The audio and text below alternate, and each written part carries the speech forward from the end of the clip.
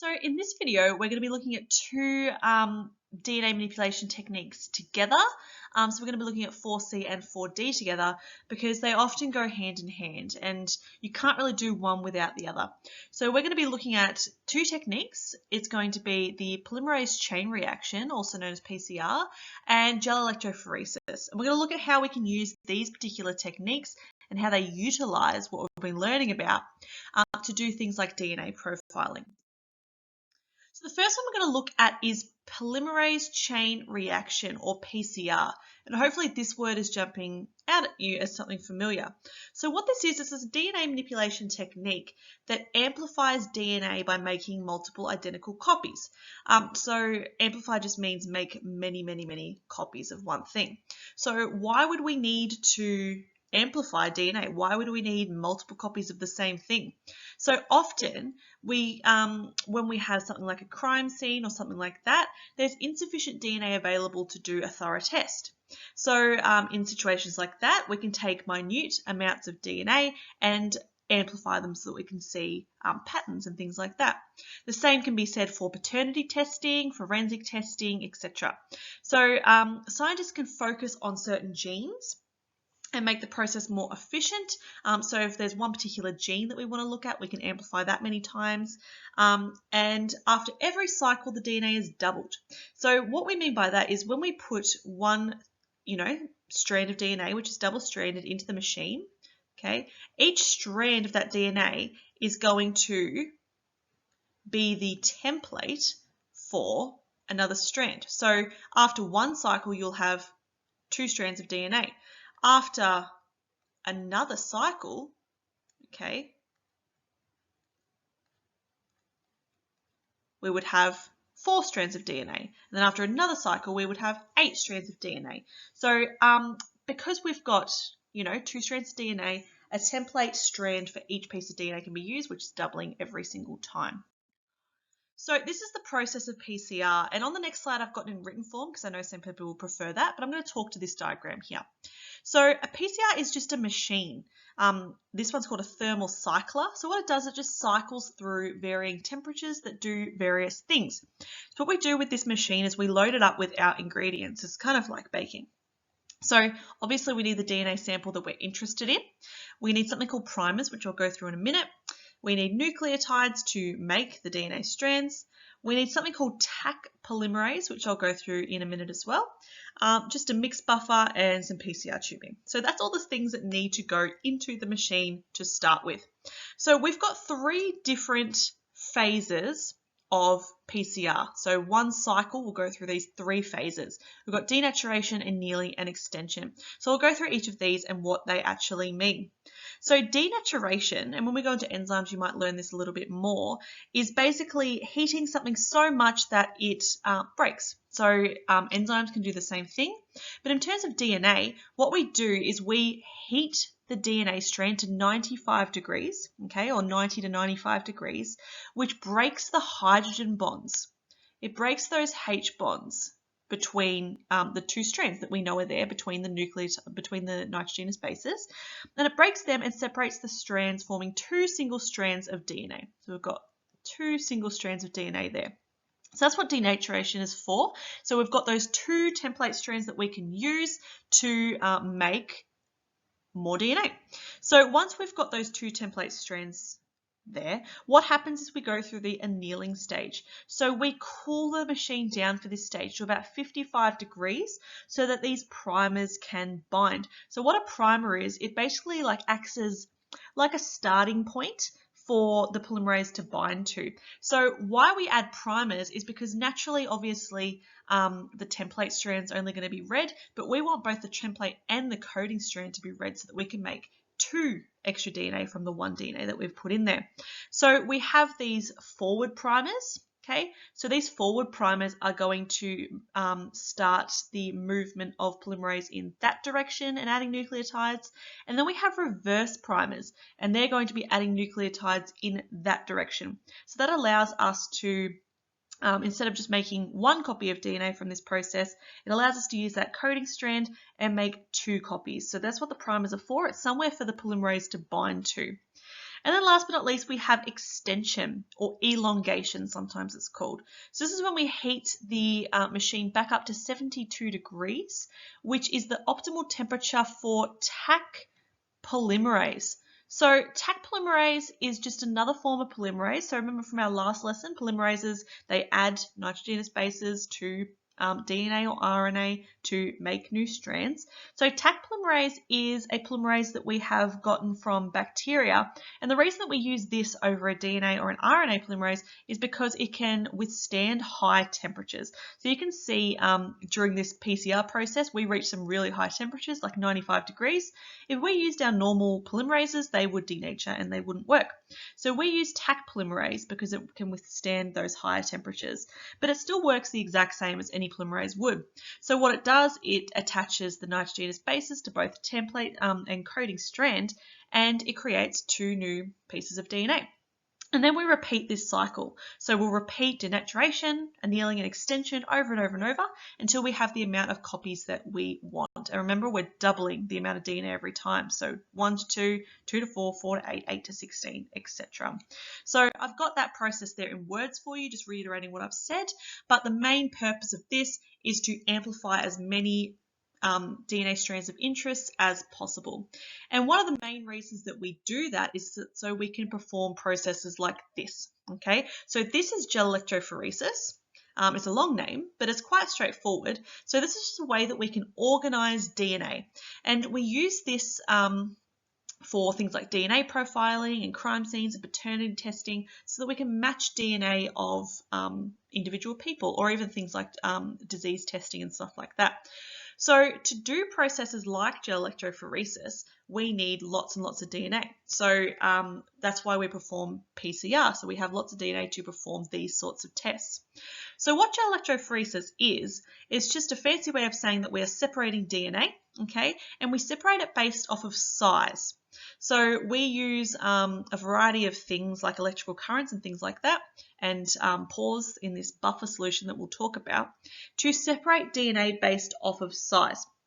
So I'll talk about that in a second, but basically what we do is we prepare the DNA by cutting it up into small pieces. So once we've done PCR, we might use a restriction enzyme to cut it up, which produces a range of DNA lengths, and then we use an electrical current to separate those lengths out onto a gel so that we can see similarities and differences between individuals. So I'm going to use this diagram, and again, I've got it written on the next slide for you if you prefer that, but I'm going to use this diagram to explain how this process works. So the DNA samples that we just amplified using PCR, and this might be, let's say this is a DNA sample of a child, and we're wanting to figure out who the father of this child is. So we'll amplify the DNA sequences of that child, and we will place them into these called wells. Okay, so there's wells, and you'll see them as well here. There's wells at the tippy top of the gel electrophoresis gel that we load the DNA into. What we also do is we load something called a standard into this first gel here. So you can see this standard here, which is identified in blue here. So the standard is, so we always load a standard into all gel electrophoresis. What it is it's a known set of DNA fragments with known sizes.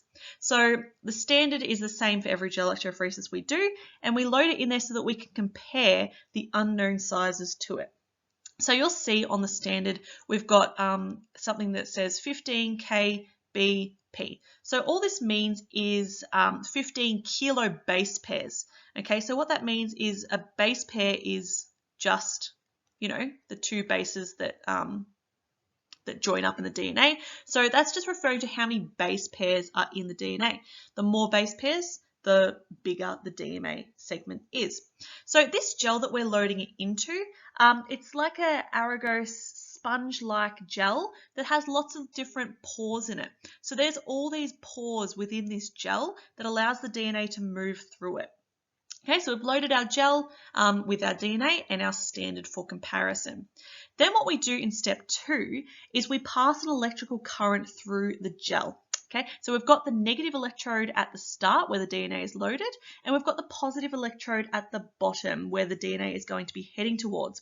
So since DNA is negatively charged, okay, so DNA is negatively charged, for this reason, the DNA starts to be attracted towards the positive end. So that's why the DNA starts to move down the gel due to the electrical current. Then what happens is as the DNA is moving, it's separated based off size. So how do we know what the sizes are?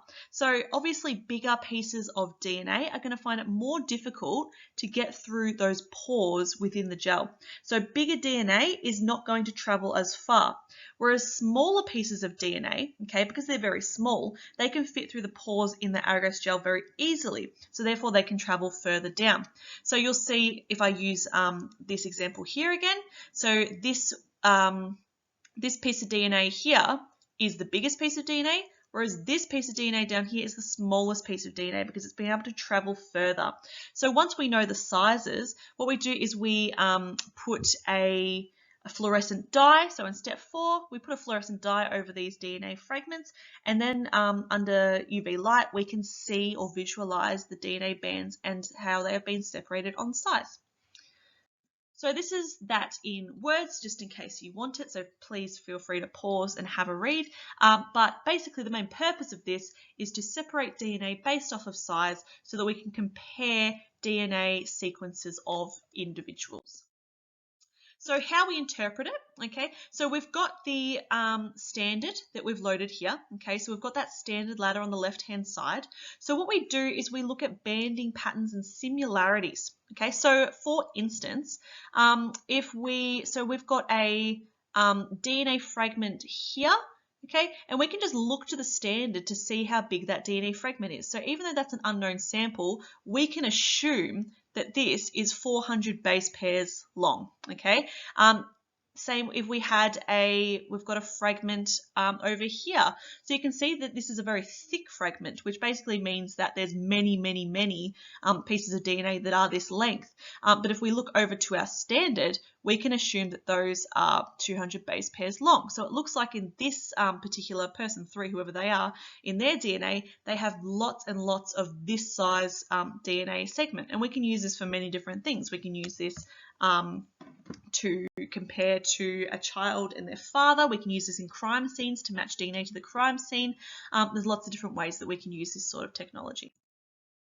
So there's a couple of things that we can do to improve how gel electrophoresis works and how accurate our results are. So obviously we can change the strength of the electrical current. So if we are wanting the DNA to travel further, we can use a higher voltage and vice versa. We can also change the gel composition.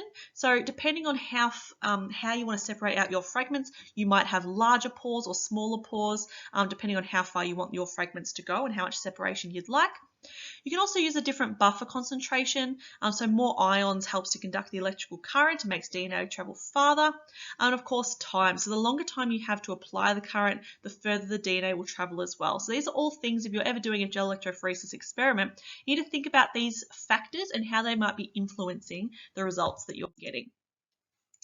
So applications. So we've looked at PCR and gel electrophoresis and how they work, and they always go hand in hand. So to do gel electrophoresis, we need to amplify our DNA using PCR so that we have data. So one way that we can read a gel electrophoresis gel or use it is through genetic testing. So a lot of genetic disorders can be passed down through mutated alleles, and we can use gels to figure out who has mutated alleles and who does not have mutated alleles. So for instance, we've got our standard here as per usual. Okay, we've loaded the gel with a healthy person, we've loaded the gel with a mutated person that we know, and then we've loaded an unknown person. So this is our patient and we're wanting to see whether they have the mutation for cystic fibrosis. So to figure it out, we have the healthy allele, the mutated allele. You can see that this person has both. So they have the healthy allele and they also have the mutated allele. So depending on whether this is a heterozygous or homozygous dominant or recessive disease, let's assume that if you have one mutated allele, you have cystic fibrosis. So we could accurately diagnose this patient with cystic fibrosis because they have the mutated allele. Okay, so that's one way that we can use this sort of technology. We can also use it for things like DNA profiling, which is really cool. So things like crime scenes and stuff like that. So for this sort of stuff, we often use something called short tandem repeats. And you might see these a lot with this gel electrophoresis stuff.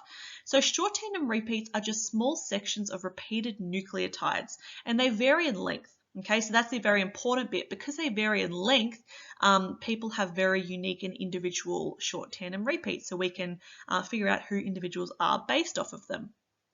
They're found in non-coding regions, and because of that, they have a higher mutation rate than other areas of DNA. So that means that most people's short tandem repeats will be very unique, which makes it really handy when we're trying to find criminals and things like that, because it's very unlikely that the short tandem repeats across people are the same. So we can use those to figure out who is who. So we can amplify these short tandem repeats using PCR, and then we can put them on a gel electrophoresis gel.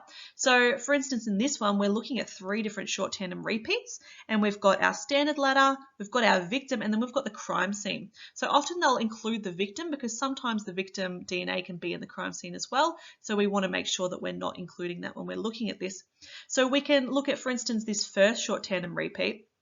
We can see that the crime scene had this piece of DNA, which has likely come from the victim. It's had this piece of DNA, which again, likely to come from the victim. But then we've got this large piece of DNA here. And you can see, let's say that these are all suspects. We can only attribute that piece of DNA to person number 2. So where else would that DNA have come from? So person 2 might be a potential suspect. Then we can look at a different short tandem repeat to confirm this. So we've got this piece of DNA, which has likely come from the victim. And then we've got these 2 pieces of DNA, which again are only found in suspect 2. So even now, without even looking at this last short tandem repeat, I can probably say that suspect 2 is the person that was that did the crime in this scenario. So that's another way that we can look at gel electrophoresis. The last way is paternity testing. So we can figure out if there is a child that does not know who their father is. We can use gel electrophoresis to figure it out. So with paternity testing, we'll often load the DNA of the mother, and we'll often, of course, we'll load the DNA of the child, and then we can figure out who the potential father is. So just like the crime scene, okay, so remember that children have 2 alleles for everything. They have one from mum and one from dad. So we've got a couple of alleles here that we can already say are probably inherited from mum. So now we're looking at these 2 because they have not come from mum, which means they must have come from dad. They had to have come from dad. So now we need to look at the alleles of the 3 men and see who is the best match. So for this piece of DNA here, it looks like man 1 and man 3 have this allele.